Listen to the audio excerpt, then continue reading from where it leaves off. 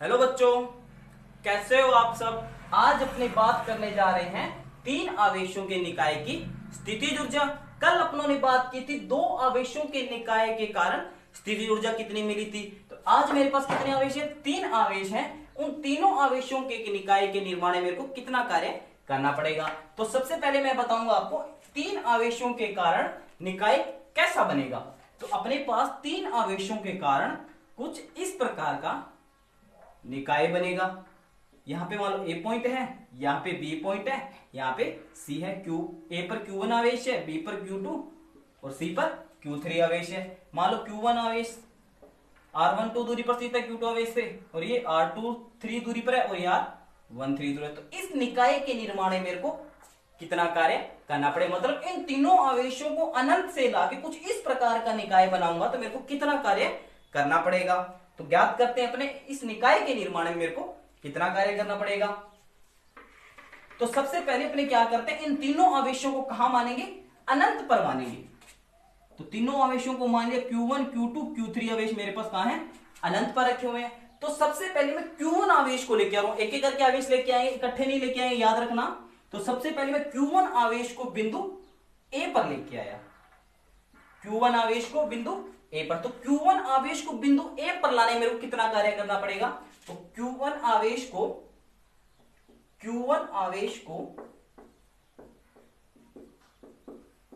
बिंदु A पर लाने में, दो पार्ट में डिवाइड कर लेते हैं बोर्ड को, लाने में किया गया कार्य W1 हो। तो अपने को पता है कार्य क्या होता है, W1 बराबर आवेश इंटू में विभव। आवेश इंटू में विभव किस पर? जिस बिंदु पर लेके आए उस बिंदु पर विभव कितना, मतलब बिंदु A पर विभव, बिंदु A पर विभव। तो देखो W1 बराबर किस आवेश को लेके आ रहे हैं? Q1 आवेश को, और बिंदु A पर विभव। अब देखो जब अपने Q1 आवेश को लेके आए थे तो यहां पे पहले कोई भी आवेश उपस्थित नहीं था, कोई भी आवेश उपस्थित नहीं था, तो बिंदु A पर विभव कितना होगा? 0 होगा। तो यहां पे मैंने कितना कर दिया? 0, मतलब बिंदु A पर जो विभव होगा कितना मिलेगा अपने को? 0। तो किया गया कार्य भी कितना होगा? 0। तो कल भी अपनों ने बात की, जब पहला आवेश लेके आए थे वहां पे आगे कोई भी आवेश उपस्थित नहीं था, तो किया गया कार्य कितना था? 0। अब क्या करेंगे, Q2 आवेश को लेके आएंगे। कहां लेके आएंगे? B पॉइंट पर। B पॉइंट पर कौन सा आवेश लेके आ रहा हूं? Q2 आवेश। कितनी दूरी पर स्थित है Q1 आवेश से? R12 दूरी पर स्थित है। तो Q2 आवेश को बिंदु B पर लाने में मेरे को कितना कार्य करना पड़ेगा? इतना प्रोसेस अपने कल तक कर चुके हैं, ठीक है। तो Q2 आवेश को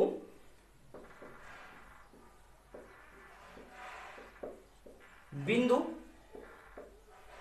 B तक लाने में किया गया कार्य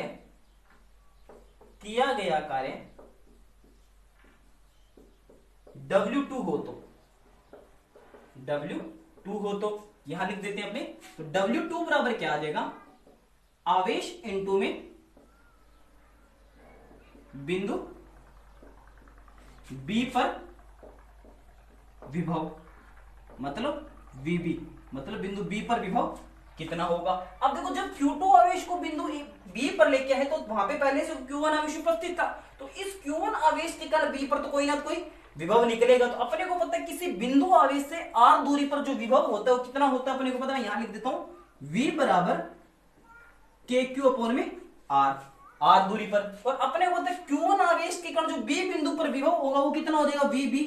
किस आवेश के कारण? Q1 आवेश के कारण KQ1। तो Q1 आवेश से जो B पॉइंट कितनी दूरी पर स्थित है? R12 दूरी पर स्थित है। तो B बिंदु पर विभव कितना हो जाएगा Q1 आवेश के कारण? KQ1 अपॉन में R12। तो W2 बराबर कौन सा आवेश लेके आ रहे हैं? Q2 आवेश लेके आ रहे हैं, और बिंदु B पर विभव कितना हो जाएगा? KQ1 अपॉन में R12। तो W2 बराबर KQ1 Q2 अपॉन में R12। इसको मैंने इक्वेशन नंबर दे दी 2। यहां तक अपनों ने कोई दो आवेशों के निकाय का निर्माण क्या किया था, कल कर लिया था। अगर दो आवेश दे रखे हो तो इनके निकाय के निर्माण में जो किया गया कार्य हो गया कितना हो जाएगा? W1 प्लस में W2। तो W1 कितना है 0, तो किया गया कुल कार्य कितना आ जाएगा K Q1 Q2 में R12। आज कितने आवेश है 3 आवेश है। अब मैं क्या करूं Q3 आवेश को लेके आऊंगा बिंदु C पर, ले आया जो A से कितनी दूरी पर है C बिंदु R13 दूरी पर है, और Q2 आवेश मतलब B पॉइंट से कितनी दूरी पर है R23 दूरी पर स्थित है। तो Q3 आवेश को बिंदु C पर लाने में किया गया कार्य, Q3 आवेश को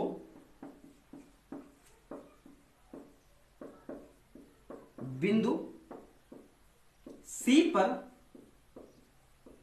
लाने में किया गया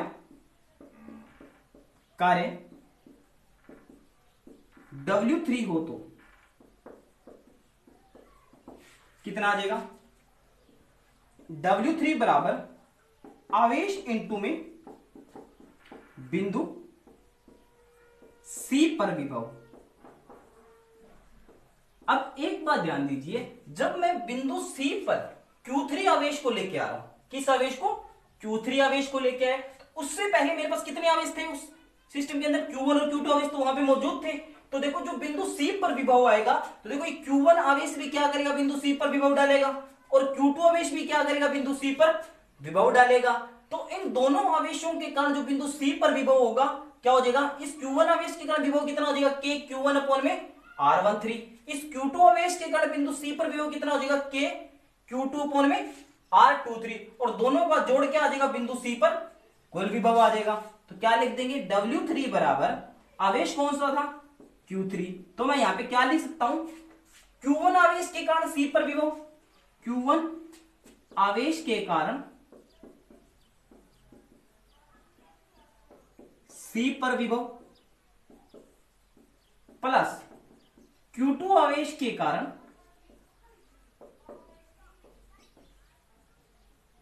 C पर विभव। मतलब जो C पर विभव आएगा इन दोनों आवेश डालेंगे, कोई विभव डालेंगे, तो C पर जो कुल विभव होगा Q1 आवेश के कारण विभव प्लस Q2 आवेश के कारण विभव।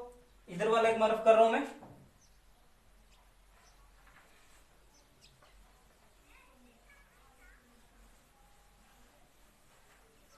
बात करते हैं तो W3 बराबर कितना आ जाएगा Q3 इनटू में Q1 आवेश के कारण C बिंदु पर विभव, मतलब इस बिंदु आवेश के कारण C बिंदु मतलब कोई R दूरी पर विभव कितना हो जाएगा, R दूरी कितनी है R13, तो क्या आ जाएगा K Q1 अपॉन में R13 प्लस प्लस का निशान आ गया Q2 आवेश के कारण मतलब इस बिंदु आवेश के कारण C पॉइंट पर विभव, बीच की डिस्टेंस कितनी है R23, तो कितना हो जाएगा K Q2 अपॉन में R23, कितना आ जाएगा K Q2 अपॉन में R23। इन दोनों का विभव का जो योग अब किसको प्रदर्शित करेगा C बिंदु पर कुल विभव को। तो W3 बराबर Q3 को मैंने क्या किया अंदर गुना कर दिया, तो K Q1 Q3 अपॉन में R13 plus K Q2 Q3 upon में R23, इसको मैंने इक्वेशन नंबर दे दी 3। तो ये आ गया बिंदु C पर Q3 आवेश को लाने में किया गया कार्य। तो ये अपने पास क्या बन गया, एक निकाय बन गया 3 आवेशों के। तो इस निकाय को बनाने में किया गया कुल कार्य, तो निकाय को बनाने में किया गया कुल कार्य, कुल कार्य कितना हो जाएगा W बराबर W1 plus W2 plus W3, मतलब Q1 आवेश को A बिंदु पर, Q2 आवेश को B बिंदु तक लाने में किया गया कार्य W2 है, और Q3 आवेश को C बिंदु पर लाने में किया गया कार्य W3 तो है। तो जो अपने बोलते कुल कार्य होता है किस में कन्वर्ट हो जाता है, उसकी ऊर्जा में कन्वर्ट हो जाएगा, मतलब U बराबर क्या आ जाएगा W, मतलब किया गया कुल कार्य उसकी स्थिति ऊर्जा के रूप में संचित हो जाता है। तो क्या लिख सकता हूं W1 plus W2 plus W3, तो U बराबर W1 का मान कितना है 0, W2 का मान कितना है K Q1 Q2 अपॉन में R12 प्लस W3 का मान कितना है K Q1 Q3 अपॉन में R13 plus K Q2 Q3 upon में R23। तो कुल कार्य क्या 0, किसी संख्या में ऐड कोई फर्क नहीं पड़ेगा, तो क्या आ जाएगा, वही आ जाएगा के Q1 Q2 अपॉन में R12 के Q1 Q3 अपॉन में R13 के Q2 Q3 अपॉन में R23। तो ये आ गया तीन आवेशों के निकाय के निर्माण में किया गया कुल कार्य, कुल ऊर्जा। तो इसी प्रकार अपने चार आवेशों के लिए निकाय के लिए जो निकाय कण बनेगा अपने पास किस प्रकार बनेगा, किस प्रकार बनेगा, तो यहां पे ए पॉइंट मान लेंगे, बी सी डी, इस चारों मतलब इस निकाय को बनाने में किया गया कुल कार्य भी अपने निकाल सकते हैं। वो अपने कल निकालेंगे, किसी न्यूमेरिकल के थ्रू निकालेंगे, मतलब कोई चार आवेश ले लेंगे, इस प्रकार का निकाय बना होगा तो अपने कुल कार्य निकाल सकते हैं। तो अब बात करेंगे, देखो कल बात की थी दो आवेशों के निकाय की स्थितिज ऊर्जा और तीन आवेशों के निकाय की स्थितिज ऊर्जा। आज उस पे अपने न्यूमेरिकल डिस्कस करेंगे, मतलब एग्जाम में न्यूमेरिकल किस प्रकार पूछे जा सकते हैं आपसे। अपने पास एक न्यूमेरिकल दिया, देखते हैं क्या, दो प्रोटॉन एक दूसरे से 6 × 10⁻15 मीटर की दूरी पर स्थित है। तो प्रोटॉन की अन्योन्य स्थिर विद्युत ऊर्जा का मान इलेक्ट्रॉन वोल्ट में ज्ञात करना है। तो दो प्रोटॉन दिए हुए अपने को, एक दूसरे से कितनी दूरी पर स्थित है, 6 × 10⁻15 मीटर की दूरी पर स्थित है। तो इसके लिए अपने को स्थिर विद्युत ऊर्जा का मान ज्ञात करना है, मतलब दो आवेशों के लिए जो ऊर्जा प्राप्त हुई थी वो कितनी प्राप्त हुई थी अपने को, के Q1 Q2 अपॉन में R12। अब के की बात करते हैं, यहां पे कोई माध्यम नहीं दिया तो अपने हवा या निर्वात मान के चलेंगे। तो के इक्वल टू कितना होता है, 1 अपॉन में 4πε0, या क्या होता है 9 × 10⁻9 न्यूटन मीटर स्क्वायर कूलम का स्क्वायर। मतलब के की वैल्यू कितनी होती है हवा या निर्वात के लिए, 9 × 10⁻9। तो ये सारी की सारी वैल्यू पुट कर दूंगा, तो U इक्वल टू के की वैल्यू कितनी आएगी, 9 × 10⁻9। अब बात करते हैं Q1 और Q2 की वैल्यू अपने को दी नहीं हुई, दिया क्या हुआ है, प्रोटॉन दिए हुए। तो अपने को पता है एक प्रोटॉन पर जो आवेश होता है कितना होता है, 1.6 × 10⁻19 कूलम आवेश होता है। मतलब Q1 का मान भी कितना है, 1.6 × 10⁻19 कूलम, और जो Q2 पर आवेश कितना है, 1.6 × 10⁻19 कूलम। 1.6 × 10⁻19 1.6 × 10⁻19 अपॉन में क्या दिया, R12 की वैल्यू कितनी है, 6 × 10⁻15। इस सारी वैल्यू को सॉल्व करने के बाद जो अपने को रिजल्ट मिलेगा वो मिलेगा 3.84 × 10⁻14 जूल। क्योंकि जूल क्यों मिला है, ऊर्जा का मात्रा क्या होता है, जूल ही होता है। अब अपने को क्या दिया इसने, मान किस में निकालना है उसकी ऊर्जा का, इलेक्ट्रॉन वोल्ट में निकालना है, और अपना क्या आ रहा है, जूल में आ रहा है। तो मैं आपको बता देता हूं, एक इलेक्ट्रॉन वोल्ट बराबर होता है 1.6 × 10⁻19 जूल। तो एक जूल बराबर कितना हो जाएगा, 1 अपॉन में 1.6 × 10⁻19 इलेक्ट्रॉन वोल्ट। तो इस जूल की जगह अपने ये वैल्यू पुट कर देंगे, मतलब इतनी जूल एनर्जी प्राप्त हुई है। तो एक जूल बराबर कितना होता है, 1.6 × 10⁻19 इलेक्ट्रॉन वोल्ट। तो ये एनर्जी किसमें मिल जाएगी अपने को, इलेक्ट्रॉन वोल्ट में। तो 3.84 × 10⁻14 अपॉन में कितना है, 1.6 × 10⁻19। तो इसको सोल्व करने में जो रिजल्ट मिलेगा 0.24 electron volt, sorry 0.24 × 10⁻6 electron volt. 10⁻6 को अपने मिलियन भी बोल सकते हैं, तो इसको और भी लिख सकता हूं आगे, 0.24 मिलियन इलेक्ट्रॉन वोल्ट। तो ये आ गया अपने पास दो आवेशों के लिए निकाय की स्थिति ऊर्जा। अब जो नेक्स्ट न्यूमेरिकल है वो अपने पास तीन आवेशों के लिए है, वो सोल्व करेंगे अपने भी। तो अपने पास न्यूमेरिकल देखिए, चित्र के अनुसार तीन आवेश व्यवस्थित किए गए हैं कि उनकी पारस्परिक स्थिति ऊर्जा का मान ज्ञात करो।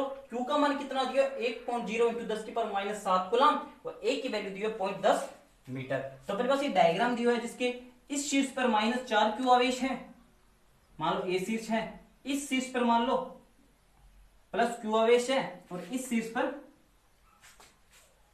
+2Q आवेश दिया हुआ है। तो ये तीन आवेशों की निकाय के लिए अपने स्थितिज ऊर्जा का मान निकाल रखा है। तो वो कितना होता है अपने को पता है, ऊर्जा के Q1 Q2 अपॉन में R12 प्लस के Q1 Q3 अपॉन में R13 प्लस के Q2 Q3 अपॉन में R23।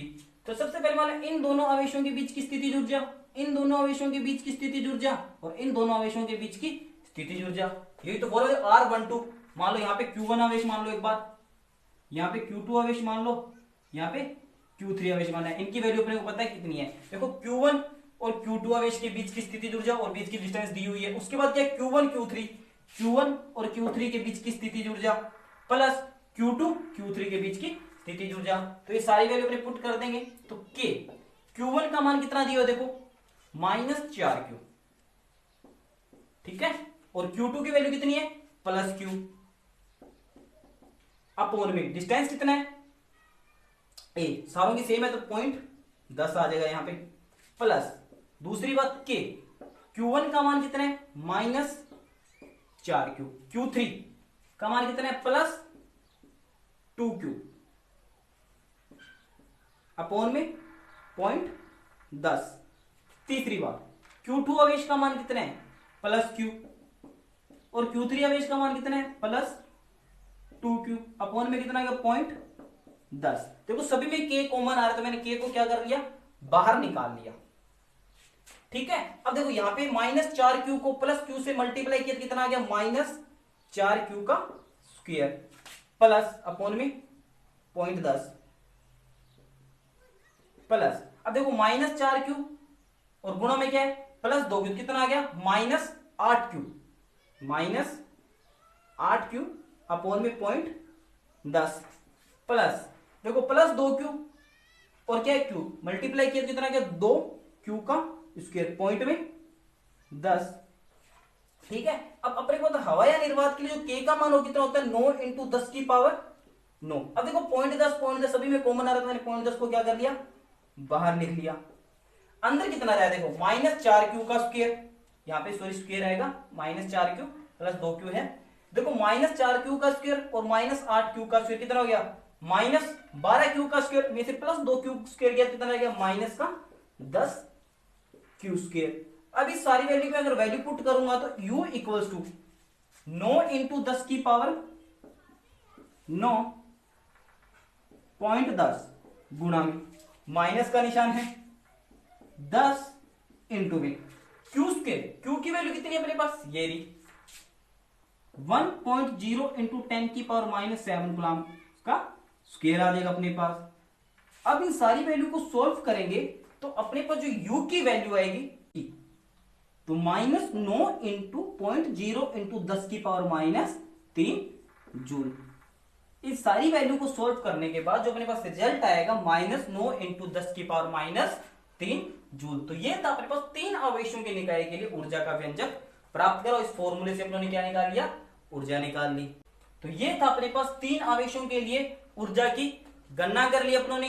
तो कल बात करेंगे अपने 4 आवेशों के लिए निकाय की स्थितिज ऊर्जा निकालेंगे और उस पर एक न्यूमेरिकल करेंगे। Thank you.